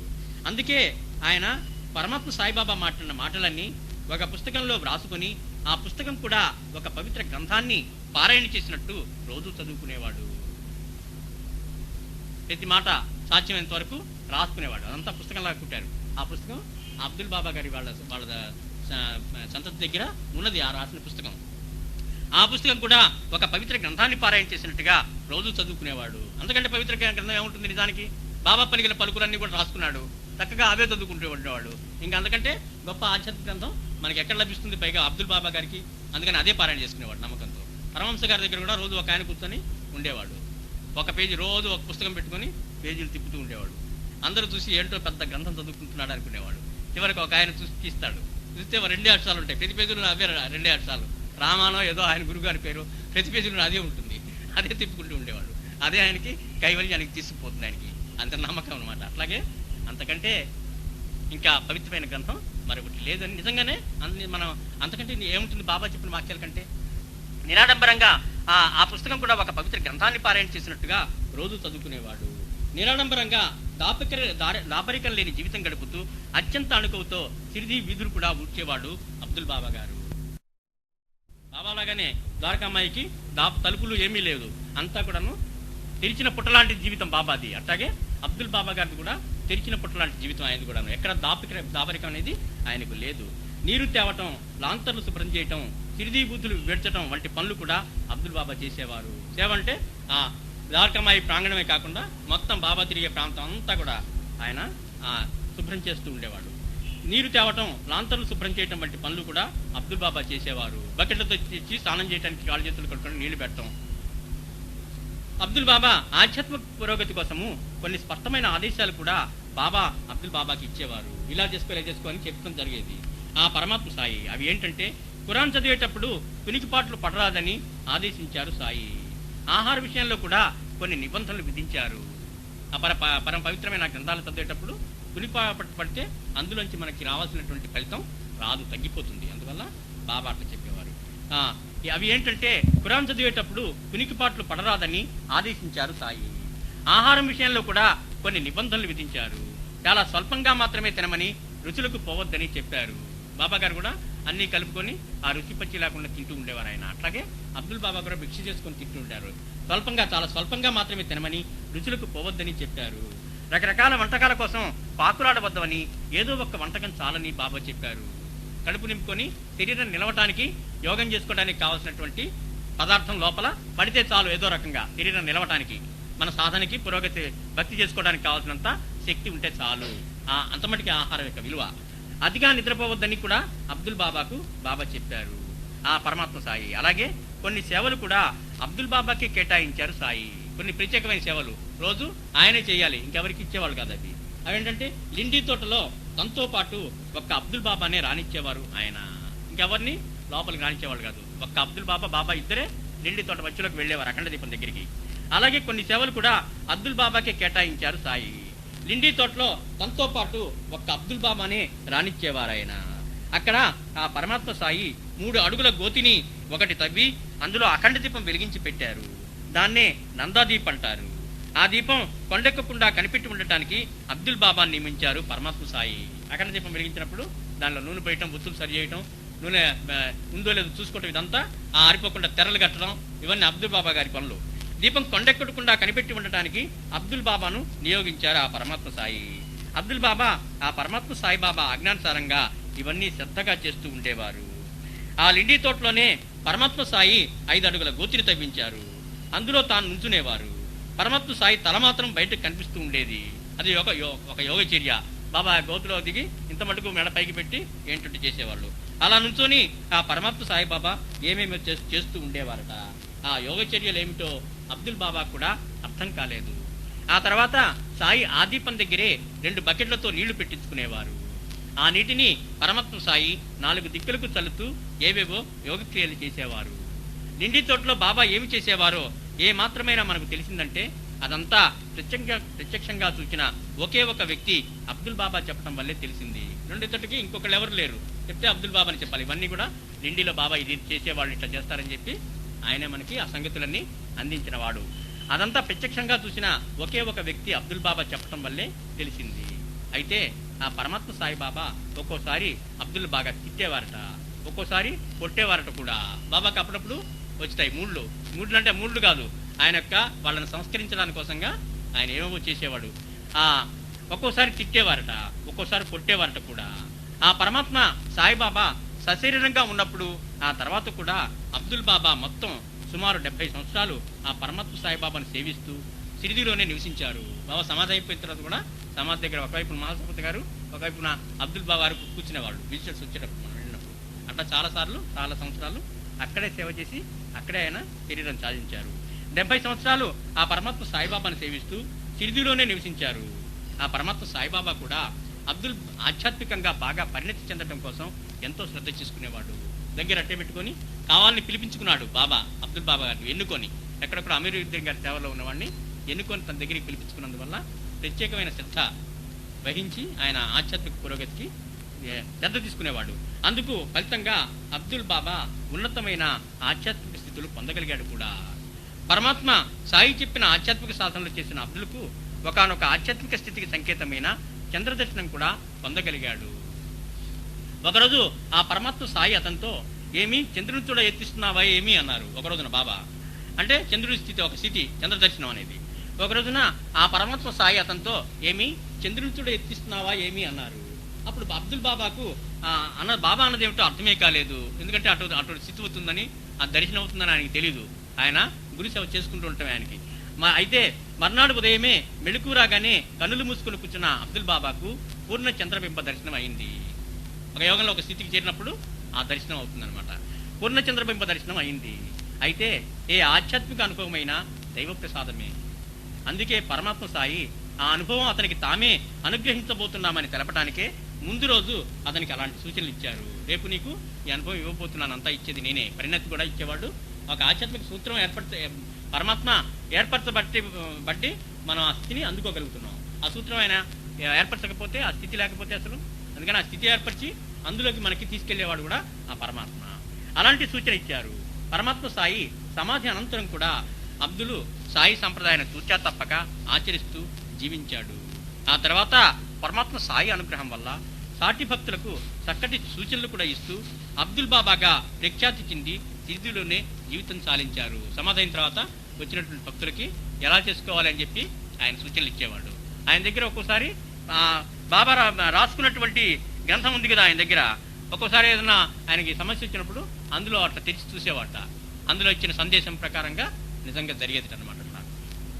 మరి అబ్దుల్ బాబా జీవిత పర్యంతము పరమాత్మ సాయిని సేవించి ఏ ఫలితమైతే పొందారో అట్టి సాయి కృప మనకు పొందాలని లేదా?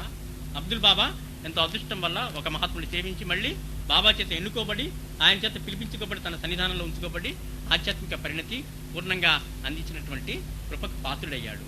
అలాంటి కృప మనం పొందాలని, అలాంటి మహాత్ములు సేవించాలని మనకు కూడా కోరికగా ఉంది. ఎందుకంటే మాస్టర్ గారు మనలో నాటినటువంటి సంస్కారాల వల్ల మనం అట్లాంటి సద్గురుమూర్తిని సేవించాలని తపన మనలో సహజంగానే మనలో ఉంటుంది.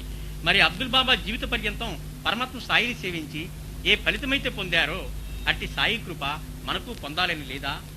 ఈ అవకాశం ఇప్పుడు ఎప్పుడు మన చేతుల్లోనే ఉంటుంది. ఎందుకంటే మనం మనసును తిప్పుకోవాల్సింది మనం, లక్ష్యాన్ని ఎన్నుకోవాల్సింది మనం, మార్గంలో మనం వివేకంతో నిర్ణయం తీసుకోవాల్సింది మనం. అందువల్ల అంతా కూడాను మన చేతుల్లోనే ఉంది. ఈ అవకాశం ఎప్పుడు కూడా మన చేతుల్లోనే ఉంది. మనము తలుచుకుంటే అలాంటి దృఢమైన నిశ్చయమే కనుక మనకు ఉంటే దృఢమైన నిశ్చయం చేసుకోవాల్సిన వాళ్ళం మనం. ఎందుకంటే ఈ జీవితాన్ని అంతా విశ్లేషించుకొని ఇది కాదు, దీనిలోంచి ఇంకొక మార్గం, మన ఆధ్యాత్మిక మార్గం చేపట్టాలని చెప్పి నిర్ణయం తీసుకోవాల్సింది మనం తలుచుకుంటే అలాంటి దృఢ నిశ్చయమే కనుక మనకు ఉంటే మనము అబ్దుల్ బాబా లాగా లౌకిక ప్రయోజనాలే చేయంగా కాక మన వ్యక్తిగత సామాజిక సుఖశాంతుల కోసం ఆధ్యాత్మిక పరిణతిని ప్రసాదించే సాయిని జీవితాంతం వదలక సేవిద్దాం, ఎప్పటికైనా తరిద్దాం. అదేగా మార్గం. అబ్దుల్ బాబా పట్టుకున్నట్టుగా మనం కూడా బాబాని ఆశ్రయించాలి. అబ్దుల్ బాబా లాగా లౌకిక ప్రయోజనాలే చేయంగా కాక మన వ్యక్తిగత సామాజిక సుఖశాంతుల కోసం ఆధ్యాత్మిక పరిణతిని ప్రసాదించే సాయిని జీవితాంతం వదలక సేవిద్దాం, ఎప్పటికైనా తరిద్దాం. ఈ అధ్యాయం మనకి అనుకోకుండా వచ్చింది. ఎలా వచ్చిందంటే నూతన సంవత్సరంలో మనం తీసుకోవాల్సినటువంటి నిర్ణయం మనకి ఈ ఆఖరి పేరాలోనే మనకి అందించారు శాంతి దీపం షిరిడీలో. అందుకని అలాంటి నిర్ణయం మనం తీసుకొని మన శాంతి దీపాన్ని మన హృదయంలో స్థాపించుకొని బాబాకి ఇంకా కూడా ఆ సద్గురుమూర్తులకి చేరువవుదాం. శ్రీ సాయినాథ్ మహారాజ్ కి జై, భరద్వాజ్ మహారాజ్ కి జై, గురుదేవ దత్త కి జై. అందరికీ మరొకసారి నూతన సంవత్సర శుభాకాంక్షలు. ఈ నూతన సంవత్సరంలో ఆ సద్గురుమూర్తులు మనల్ని అబ్దుల్ బాబా లాగా ఆయనకు అంకితమైపోయేలాగా తీర్చిదిద్దాలని చెప్పి ప్రార్థిస్తున్నాను. సాయినాథ్ మహారాజ్ కి జై, భరద్వాజ్ మహారాజ్ కి జై, గురుదేవ దత్త కి జై. ఒక ప్రశ్న, మానవుడు స్వార్థపరుడా త్యాగమూర్తి? స్వార్థపరుడు అయితే ఎందుకు స్వార్థపరుడు, త్యాగమూర్తి అయితే ఎందుకు త్యాగమూర్తి? ఇది ఆలోచించి చెప్పమన్నాను. ఎవరైనా కానీ ఆలోచించినట్లయితే వాళ్ళ భావాలు మనతో పంచుకోవచ్చు.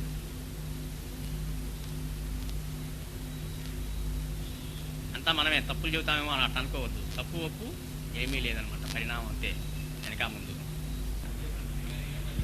మానవుడు స్వార్థపరుడా త్యాగమూర్తి? స్వార్థపరుడే అండి. అంటే మనంతా బాబాకి ఏం చేసినా కూడా దీనికోసమే కదా, సంసార బంధం కోసం, దీనికోసం, పిల్లల కోసం, వాళ్ళ వృద్ధి కోసం.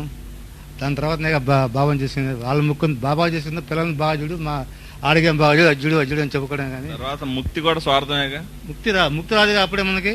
ముక్తి కూడా స్వార్థమేగా. ముక్తి రాదుగా, ముక్తి కూడా స్వార్థమే. అదే కనుక మానవుడు పూర్తిగా స్వార్థపరుడు. పూర్తిగా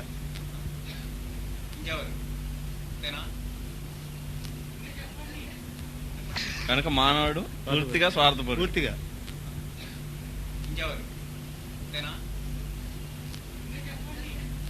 అదే ఇందాక మానవుడు కంపల్సరీ స్వార్థపరుడే. పుట్టిన దగ్గర నుండి పెరిగి చచ్చేంత మటుకు కూడా స్వార్థపరుడే. పుట్టినప్పటి నుంచి చచ్చేంత వరకు మనం దేవుణ్ణి ఏది కోరినా మన గురించే కోరతాం తప్పితే పక్కన వాళ్ళ గురించి మనం అసలు కోరుకోం. వీలైతే పక్కన వాళ్ళకంటే మనకే బాగా రావాలని చెప్పి కోరుకుంటాం. కొంతమంది దండం పెట్టుకోవడం కూడా పక్కన వాళ్ళ గురించి, చెడు గురించే దండం పెట్టుకుంటారు. ఈ రోజుల్లో అన్నదమ్ముల్ని ఏదైనా డబ్బుతో ముడిపడి ఉంది. ఆ డబ్బు మనకు బాగా కావాలని కోరుకుంటారు. దానికి తల్లిదండ్రుల్ని, అన్నదమ్ముల్ని, ఎవరినైనా సరే మోసం చేయడానికి కూడా సిద్ధపడతారు. మనం ఆఖరికి దేవుడికి వడ్డించే దక్షిణలో కూడా మనకి పుణ్యం వస్తుందని చెప్పి మనం దక్షిణ అట్లా మనం వడ్డించే దక్షిణలో అది మెయిన్. మన దగ్గర డబ్బులు ఉన్నా కూడా మనం దక్షిణ వడ్డించేది ఎందుకంటే మనకు పుణ్యం రావాలని, మన పిల్లల పైకి రావాలని. కాబట్టి మనం దండం పెట్టుకున్నా కూడా అయితే కనీసం ఆ స్వార్థం పేరుతోన్నా దేవుడి దగ్గరికి వెళ్ళి మనం కొంతసేపు అన్నా దండం పెట్టుకుంటున్నాం. సరే,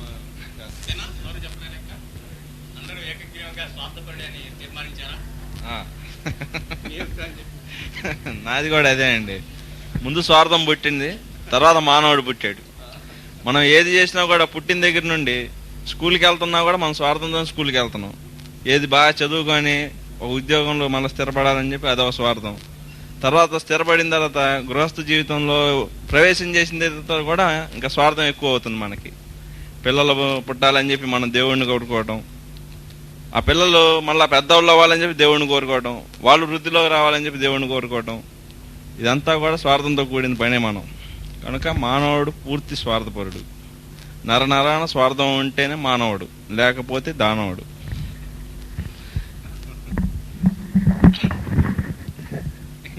ఇంత ఏకగ్రీవంగా ఇంత స్ట్రాంగ్గా స్వార్థపడని నిర్ణయించిన తర్వాత నేనేం చెప్పేది ఇంకా. నేను చెప్పేదాన్ని మరి మీరు రిసీవ్ చేసుకోలేరు, ఎందుకంటే స్ట్రాంగ్గా బలపడిపోయింది మీకు స్వార్థపడని చెప్పి. కానీ నేను మానవుడిని త్యాగమూర్తి అంటాను, పూర్తి త్యాగమూర్తి మానవుడు అంటాను. ఎందుకంటే ఇవన్నీ మీరు చెప్పినవన్నీ ఎందుకు చేస్తున్నాడంటే మానవుడు తన ఉనికిని కోసమే ఇవన్నీ చేసేది. తను చచ్చిపోకుండా ఉండాలి, జీవం నిలిచి ఉండాలి, జీవిగా ఉండాలి, నిలిచి ఉండాలి, నిరంతరం జీవిగా ఉండాలి. అందుకని మృత్యువును కూడా జయించడానికి ప్రయత్నిస్తూనే ఉంటాడు ఎప్పుడూను. రకరకాలుగా ఏవో మందులు కనిపెట్టు, ఏవో ఒకటి యోగం కనిపెట్టు, ఎప్పుడూ నిలిచి ఉండాలి. ఇలాగానే ఇది ఒక లక్షణం. ఇదేంటంటే ఉనికిని కాపాడుకోవాలి అనేటటువంటి ఏకైక భావన లోపల ఉంటుంది మనిషికి. ఉనికిని కోల్పోకూడదు ఎప్పుడు కూడాను, ఇట్లాగే ఉండాలి మనము అనేది అంతర్గతంగా ఒక ప్రక్రియ పనిచేస్తూ ఉంటుంది జీవికి. ఉనికిని కోల్పోడు ఎప్పుడును. ఈ ఉనికిని కోల్పోకుండా ఉండాలని అసలు ఎలా అనుకుంటున్నాడు అంటే మొట్టమంతా కూడా సర్వత్రా నిండినటువంటి చైతన్యమే, విడిగా ఏం లేదు. మొత్తం ప్రకృతి, జీవులు, అన్ని జీవులు కూడాను ఆ పరమాత్మే. మనం కూడా పరమాత్మ భాగమే, పరమాత్మే. బయట మరి పరమాత్మకి ఏది వచ్చినా కానీ, భావాలు వచ్చినా, మనకి జీవితం వచ్చినా, శరీరం వచ్చినా పరమాత్మ నుంచి రావాల్సిందే మొత్తం అంతాను. అంతేగా, ఎక్కడి నుంచి బయట నుంచి రావడానికి ఏం అవకాశం లేదు, మొత్తం అంతా అందులోనే ఉన్నది. అందులో ఉన్నప్పుడు ఏదైనా మంచి అయినా చెడైనా అందులోంచి రావాల్సిందేగా మనకి. పరమాత్మ అసలు మొత్తం మంచి, ఆయన పరమాత్మ అంటే. చెడు అనేది అందులోంచి రావడానికి మనకి అవకాశం లేదు, ఎందుకంటే ఎగ్జిస్ట్ కాలేదు అక్కడ. చెడు అనేది ఎగ్జిస్టెన్స్ లేదు అక్కడ. స్వార్థం అనేది పరమాత్మకి. పరమాత్మ త్యాగమూర్తి, అంతేగా సద్గుణమూర్తిగా ఆయన ప్రేమమూర్తి, కరుణామూర్తి, మనకంతా ఇచ్చేటటువంటి వాడు. అటువంటిదే మొత్తం సర్వత్రా నిండినప్పుడు మీకు స్వార్థం అనే గుణం ఎక్కడి నుంచి వచ్చింది అసలు? రావడానికి వీల్లేదుగా అసలు. అది ఎగ్జిస్ట్ అవ్వాలిగా. ఎక్కడ ఎగ్జిస్ట్ అవ్వాలంటే పరమాత్మలో ఎగ్జిస్ట్ అవ్వాలి. పరమాత్మలో ఎగ్జిస్ట్ అవ్వడానికి అవకాశం లేదు స్వార్థం అనేది, ఎందుకంటే పూర్తి త్యాగం అక్కడ. అందుకని మనకున్న ఒకే లక్షణం ఏంటంటే ఉనికిని కాపాడుకోవటము, అంతే ఉంటుంది. ఈ ఉనికిని కాపాడుకునే లక్షణం కూడా ఎక్కడి నుంచి వచ్చిందంటే పరమాత్మ ఎప్పుడు కూడా తన ఉనికిని కాపాడుకుంటూ ఉంటాడు, ఆయన కూడాను. ఆ లక్షణమే మనకి వచ్చింది ఉనికిని కాపాడుకోవటం కోసం. ఏ స్వార్థం చేసినా అన్నం తినాలి, లేదా చచ్చిపోతాం మనం, ఉనికిని కాపాడుకోవాలి. అందుకని ఆహారం దొరకపోతే ఎక్కడి బలవంతంగానే తీసుకొని తింటాం, స్వార్థం అనుకుంటాం అది మనం. అంతేగా మనకి మనకి సాధించాలిగా. ఈ ఉనికిని కాపాడుకుంటున్న లక్షణం ఎక్కడి నుంచి వచ్చిందంటే పరమాత్మ తన ఉనికిని కాపాడుకుంటూ ఉంటాడు, ఎప్పుడు కూడా ఎల్లవేళలా ఉండేటటువంటి వాడు పరమాత్మ. అది అర్థం ఆయనకి. ఎప్పుడు ఉండేటటువంటి దైవం అంటే ఉనికి ఎప్పుడు ఉంటుంది, ఆయన కాపాడుకుంటుంటాడు ఉనికిపోకుండా. అలాగే ఆ లక్షణమే మనకి వచ్చింది కాబట్టి ఉనికిని కాపాడుకోవటం అనే లక్షణం. ఆయన మనం ఏం చేస్తామంటే ముందు నిలిచి ఉండాలి మనం అనే ఉద్దేశంతో ఏదైనా సరే దానికోసంగానే మనం తీసుకుంటూ ఉంటాం. అన్నం దొరకపోతే చచ్చిపోతామని దొంగతనం చేసేటట్టు అన్నం తింటారు గప్పుకుని వెళ్ళిపోయి. అలాంటి పురాణ కథలు కూడా ఉన్నాయి. ధర్మం కూడా పక్కకి పెట్టేసి మనిషి చావకుండా చూసుకోవాలి, మొత్తం జీవితం చూసుకోవాలి. ఒక ఋషి ఉంటాడు, ఆయన ఆకలితో అలమటించిపోతూ తిరుగుతూ ఉంటే ప్రాణం పోయే పరిస్థితి వస్తుంది. అప్పుడు విధి నిషేధాలు ఎక్కువగా ఉండేవి. ఋషులు బలాంతో తినాలి, బలాన్ని తినకూడదని. అప్పుడు వేరే వాళ్ళ ఇంటికి వెళ్ళి ఆకలి అవుతుంది నాకు పెట్టమంటాడు. స్వామి మీకు మేము ఎట్లా పెడతాం, మాంసాహారం మేము తినేది, మేము పెట్టమంటే ఏం పర్వాలేదని చెప్పి లాక్కొని తినేసేస్తాడు. ముందు ప్రాణం నిలబడుతుంది. ఆ తర్వాత మంచినీళ్ళు ఇవ్వబోతాడు. మంచినీళ్ళు నేను తాగుదని పొమ్మంటాడు, తాగడు. మళ్ళీ మంచినీళ్ళు శక్తి వచ్చింది కాబట్టి తను మళ్ళీ చెరువు దగ్గరికి వెళ్ళి నీళ్లు తెచ్చుకొని తాగుతాడు. ఎందుకంటే అది ముఖ్య లక్షణం ఏది చేసినా సరే. అది మన స్వార్థం అని అనుకుంటాం, ఎందుకంటే మనం బతుకుంటాం దానికోసంగా వాడిని మనం తీసుకున్నాం స్వార్థం.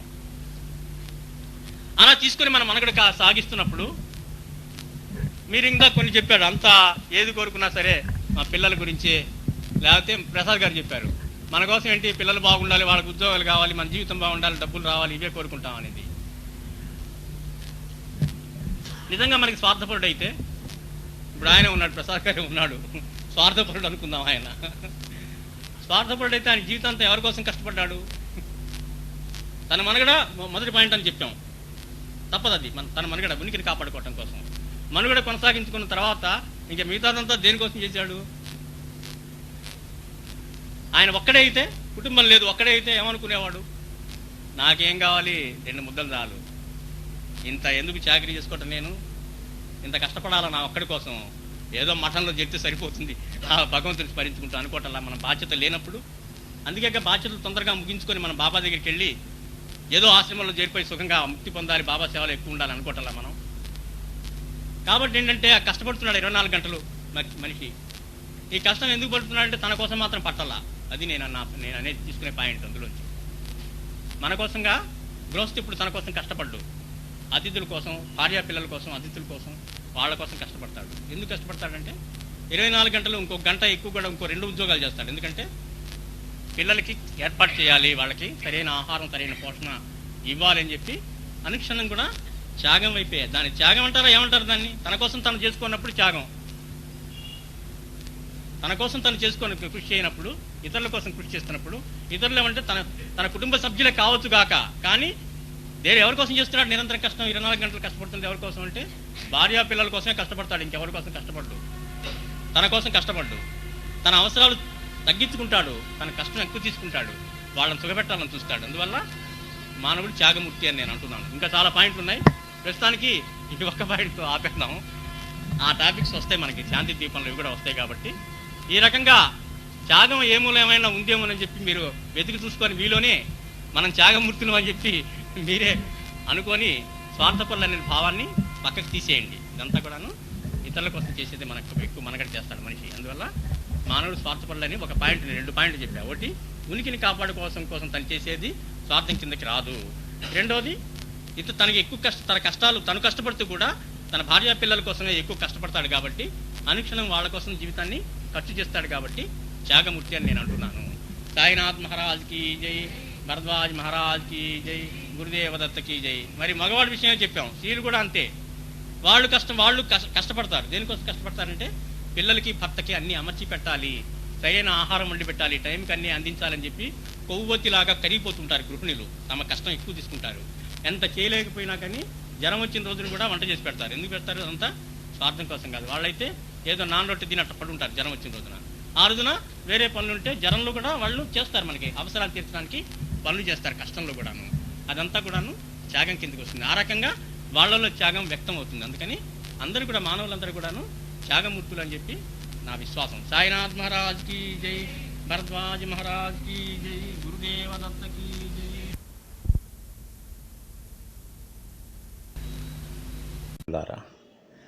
గురుబంధువులారా, భక్తులారా, ఈ సాయి మందిరం పాట వింటే ఆయన బాబా యొక్క తత్వం అంతా హృదయంలోకి వచ్చి ఆయన కళ్ళల్లోంచి వెలువడేట కరుణ మన మీద ఆ పాట విన్నంతసేపు అలా ప్రసరిస్తూ ఉండి ఏదో తెలియని ఒక పరమానందం కలుగుతుంది. ఇదంతా దేనికంటే మాస్టర్ గారు చెప్పింది, ఈ బాబాని ఇలా గుర్తుపెట్టుకోవటం, ఇది కూడా బాబాని గుర్తుపెట్టుకోవటంలో ఒక భాగమే. పాట పాడుకుంటాం, అది వినటం అంతా కూడాను. మనం ఇంతకుముందు అనుకున్నాం, ఈ జగత్తులో, ఈ ప్రపంచంలో, మానవ సమాజంలో మనకి కష్టాలు ఎదురవుతున్నాయి, ఇబ్బందులు, కష్టాలు బాధపడుతున్నాం. వీటి నుంచి బయటికి రావడానికి ఎంత సుఖంగా ఉన్నాం అనుకున్నా కానీ ఏదో కొంత కలత ఉంటూనే ఉంటుంది. వీటికన్నిటికీ కారణం ఏంటంటే మానవుల్లోని దుర్గుణాలే. ఈ దుర్గుణాల స్థానంలో సద్గుణాలు ప్రవేశపెట్టి మనల్ని ఉద్ధరించడానికి ఈ మహాత్ములు అవతరిస్తారు. వాళ్ళని కనుక మనం తలుచుకున్నట్టయితే వాళ్ళ గుణాలు మనకు వస్తాయి, వాళ్ళ సద్గుణాలు మనలో నెలకొంటాయి. అందుకని ఎక్కువగా మనం గుర్తుపెట్టుకోవటం. మనం అప్పుడప్పుడు అనుకుంటూ ఉండొచ్చు ఏంటంటే, ఏముంది జన్మ 100 ఏళ్ళ కంటే బతకం కదా, ఎలాగో గడిపేస్తాం, కష్టాలు నష్టాలు ఏవో సుఖాలు దుఃఖాలు ఏవోటి అయిపోతుంది అంతటితో, ఇంకేంటి దీని గురించి అంత పెద్ద ఇది అని కూడా ఒక్కోసారి మనకి ఆలోచన వస్తుంది, మనకి అవగాహన లేకపోవటం వల్ల. కానీ మనం అంటే ఈ శరీరం కాదు, ఈ శరీరం దాల్చి వదిలేసి మళ్ళీ ఇంకో శరీరం వస్తూనే ఉంటుంది జన్మ. ఈ జన్మ ఎలాగో గడిచిపోతుంది కదా అని మనం నిర్లక్ష్యం చేయకూడదు. ఎందుకంటే మళ్ళీ జన్మ వచ్చినప్పుడు మళ్ళీ సమాజం ఇంతకంటే దుర్భరంగా ఉందనుకోండి, అప్పుడు ఇంకా మనం ఇబ్బందులు ఎక్కువ ఎదుర్కోవాల్సి వస్తుంది. అంతేకాకుండా మనం చచ్చిపోయేటప్పుడు మన పిల్లల్ని ఈ సమాజంలో వదిలేసి వెళ్ళాలి. ఎలాంటి సమాజంలో మనం వదిలేసి వెళ్తాం? ఇది పిల్లల్ని ఎలా అనుకుంటాం మనం? చక్కటి ఒక మంచి ప్రదేశంలో మంచి మనుషుల మధ్య వాళ్ళు సుఖపడే రీతిన అన్ని అరేంజ్మెంట్స్ చేసి సౌకర్యాలన్నీ సమకూర్చి పిల్లలకి మంచి వాళ్ళ మధ్యలో ఉంచి పోయేటప్పుడు కూడా మా పిల్లల్ని జాగ్రత్తగా కాపాడుతూ ఉండండి అని చెప్పి మరణించే సమయంలోగా చుట్టాలకు అప్పచెప్పి అలా పోతుంటాం మనం. ఈ సమాజం కనుక మనం అట్లా వదిలేసి వెళ్ళామంటే మన పిల్లలు ఎంత కష్టపడతారు ఇంకా ఇంకా సమాజంలో ఉండి. తర్వాత మళ్ళీ మనం జన్మ వచ్చినా కానీ ఈ సమాజంలోనే మనం మానవ సమాజంలో పోతాం. ఎందుకంటే బాబాని సద్గురుమూర్తులను కనుక మనం ఎక్కువ తలుచుకునేటట్లుగా మళ్ళీ మానవ జన్మే వస్తుంది. ఈ సమాజంలోనే ఉంటాం, మళ్ళీ ఇంకా ఎక్కువ కష్టాలు ఎదుర్కోవాల్సి వస్తుంటుంది. అందువల్ల ఏంటంటే మన బాధ్యతగా, ప్రతి వారి యొక్క బాధ్యతగా ఈ సమాజాన్ని బాగు చేసుకోవాలి, సద్గుణవంతులుగా చేయాలి మొత్తం మనుషులందరినీ. ఆ ప్రక్రియ మన వంతు కూడా కొంత చేస్తూ ఉండాలి, అందరూ చేస్తుండాలి, నిరంతరం కొనసాగుతుండాలి. మానవుల్ని సద్గుణవంతులుగా చేసేటటువంటి ప్రక్రియ. దానికోసమే మహాత్ముల అవతరణ, వాళ్ళని మనం తలుచుకోవటం. వాళ్ళు మనకు చెప్పింది ఏంటంటే మమ్మల్ని తలుచుకోండి, సద్గుణమూర్తుల్ని తలుచుకోండి, సద్గురువుల్ని, వాళ్ళ గుణాలు మనకు వస్తాయి, సమాజంలో అందరిలో ప్రవేశిస్తాయి, బాగుపడుతుంది, సుఖంగా ఉండగలుగుతారు ఎప్పటికైనా కానీ అని చెప్పి ఆలోచన అనమాట. ఈ పాట కూడా పాడుకునేటప్పుడు కూడా మనకి ఆ గుణాలు, ఎన్ని మంచి గుణాలు బాబాలో, ఎంత మంచి గుణాలు, ఎంత ఇది మనకి ఒక్కోసారి అనిపిస్తుంది. బతికితే బాబాలాగా బతకాలి అంతే, ఆయనలాగా ఉండాలి, ఆయన క్యారెక్టర్ ఎలాంటిదో, ఆయన హృదయం ఎలాంటిదో, ఆయన ప్రేమని మనం కూడా పంచగలగాలి, మన హృదయంలోకి తెచ్చుకొని. అలాంటి భావాలు మనకు కలుగుతాయి అన్నమాట. అయినా కానీ ఏదో జన్మ చేసుకునే కర్మ సంచితం అంతా ఉంటుంది కదా, వాటి ప్రకారంగానే జరిగిపోతుంటుంది కొంత. ఈ మహాత్మను తలుచుకున్నప్పుడు మాత్రం ఆ చెడ్డ కర్మ మన మీద పనిచేయకుండా ఆగిపోయి సుఖంగా కొంత ఉండగలుగుతాం. అందువల్ల ఏంటంటే మిత్రులారా, దానికి ఒక ప్రక్రియ ఏంటంటే అందరికీ బాబాని, దత్తమూర్తుల్ని పరిచయం చేయటం, వాళ్ళ ఇళ్లలోకి ఈ పారాయణ పుస్తకాలు ప్రవేశపెట్టడం, అది ఒక మొట్టమొదటి మెట్టు. అదన్నా మనం కొంతవరకు చేయగలిగితే తర్వాత సంగతి బాబా చూసుకుంటాడు. ఎందుకంటే దీనికి చాలా ఉదాహరణలు ఉన్నాయి. అంతదాకా దీనికి మన గురువు గారు భరద్వాజ మాస్టర్ గారు ఉన్నారు. వారి యొక్క అన్నగారు వేదవ్యాస గారు. ఆయనకి పుస్తకాలు చదివే అలవాటు అందరికీ ఉంటుంది కదా, ఈ మహానుభావులకు అందరికీ ఉన్నాం. ఒకసారి ఎవరో మిత్రులు ఒక పుస్తకం ఆయనకి ఇచ్చారు. ఏంటంటే బాబా చరిత్ర పుస్తకం. ఏంటి ఆ పుస్తకం? వేమూరి వెంకటేశ్వరరావు గారు, తెనాల్లో ఒక అడ్వకేట్ గారు సిద్ధి వెళ్ళొచ్చి ఆయన ఒక పుస్తకం రాశాడు, సాయిబాబా చరిత్ర. చాలా బాగుంటుంది. దానిలో కూడా మొట్టమొదటి ప్రతి చాప్టర్కి ఒక ప్రేయర్ ఉంటుంది. ఆ ప్రార్థన చాలా బాగుంటుంది, బాబాని కీర్తిస్తూ ఉండేది. ఆ పుస్తకం ఎవరో ఇస్తే షెల్ఫ్లో పెట్టుకున్నాడు. పడుకోబెట్టేటప్పుడు ఒక పుస్తకం తిప్పుతూ పడుకోవటం అలవాటు ఆయనకి. చేతికి ఈ పుస్తకం వచ్చింది ఆ రోజున, వేమూరి వెంకటేశ్వరరావు గారి పుస్తకం. అది బొమ్మ అట్ట తీసి చూసేటప్పటికే బాబా కనిపించాడు, కాలు మీద కాలు వేసుకొని పకీరు. ఏంటి ఈయన ఇట్లా ఉన్నాడు, ఈయనకి ఒక చరిత్ర కూడా ఉందా అని అనుకుంటా. ఆయన అనుకొని ఆ చరిత్రని చదువుతూ పడుకున్నాడు, నిద్రపోయినాడు. చూడండి, ఆ రోజే బాబా కల్లోకి వచ్చాడు. కల్లోకి వచ్చి పెద్ద బ్లెస్సింగ్ ఇచ్చాడు. ఇంకా వెంటనే అంతే ఆయన షిర్డీ వెళ్ళిపోయాడు. మాస్టర్ కంటే ముందే షిర్డీ దర్శించారు ఆయన, వేదవ్యాస్ గారు. తర్వాత తన తమ్ముడిని మాస్టర్ని ఆయన వెంట పెట్టుకుని తీసుకెళ్ళాడు. 9వ తారీఖున మనం చేసుకునేటువంటి ఉత్సవాలు కూడా కారణం అదే అనమాట. అందువల్ల ఏంటి, ఒక పుస్తకం ఇంట్లో ఉంది అంతే, తీసి చూశాడు, బాబా స్వప్నంలోకి వచ్చాడు. ఒక మంచి గురువుని మనకి, మహాత్ముని మనకి అందించాడు ఆ పుస్తకం ద్వారా. అంత మంచి జరిగింది పుస్తకం, మంచి పుస్తకం ఇంట్లో ఉండటం వల్ల. అందుకనే మనం చెబుతారు, భగవద్గీత గ్రంథం ఇంట్లో ఉంటే చాలు, ఒకటి అదే మేలు చేస్తుందని చెప్పి. పుస్తకం ఎట్లా మేలు చేస్తుంది అనుకునేవాళ్ళం. ఇప్పుడు బాబా చరిత్రలో ఇట్లా అనుభవాలు ఇస్తుండేటప్పటికి మనకు అర్థమవుతుంది, చరిత్ర ఇంట్లో ఉంటే కూడా మనకి చాలా మేలు చేస్తుంది, ఎప్పటికైనా కానీ మేలు జరుగుతుంది అనే ఉద్దేశం. అందువల్ల మిత్రులారా, మీరు కూడా అన్నదానంతో పాటు మనం అంతా కూడాను గ్రంథదానం కూడా చేద్దాము తప్పకుండా. గ్రంథదానానికి ఒక అలవాటుగా అన్నదానానికి 100 రూపాయలు ఇస్తే కొంత 20-30 గ్రంథానానికి కేటాయించుకొని పుస్తకాలు తెప్పించుకొని చక్కగా బాబా భక్తులు అవ్వక్కర్లేదు, మానవాళికి పంచుతూ ఉండటమే మనం చేయాల్సిందని నాకు బాగా గాఢంగా అనిపించి మీకు కూడా చెబుతున్నాను. శ్రీ సాయినాథ్ మహారాజ్ కీ జై, భరద్వాజ మహారాజ్ కీ జై, గురుదేవ దత్త కీ జై, ద్వారకామాయి కీ జై.